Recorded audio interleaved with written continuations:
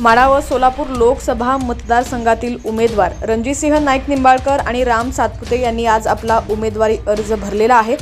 उपमुख्यमंत्री देवेंद्र फडणवीस यांच्या उपस्थितीत भव्य शक्ती प्रदर्शन देखील करण्यात आलं।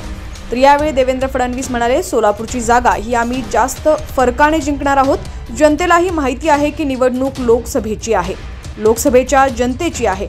जनता मोदींच्या बाजूने आहे। जनतेला मोदींना पंतप्रधान बनवायचं आहे।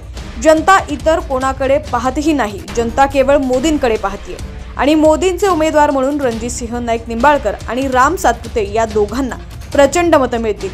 जागा आम्ही चांगल्या फरकाने जिंकणार आहोत। जनतेलाही माहिती आहे की ही निवडणूक लोकसभेची आहे। जनता मोदीजींच्या बाजूने आहे। जनतेला मोदीजींना प्रधानमंत्री बनवायचं आहे।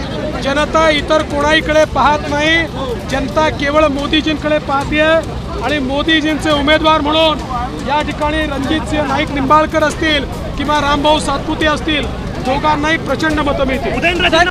तर लोकसभा 2024 तसंच राजकीय घडामोडी पाहण्यासाठी HPN मराठी न्यूज चॅनलला सबस्क्राइब करा आणि बेल आयकॉनवर क्लिक करून नोटिफिकेशन्स मिळवा, जेणेकरून आमचे अपडेट्स लवकरात लवकर तुमच्यापर्यंत पोहोचतील।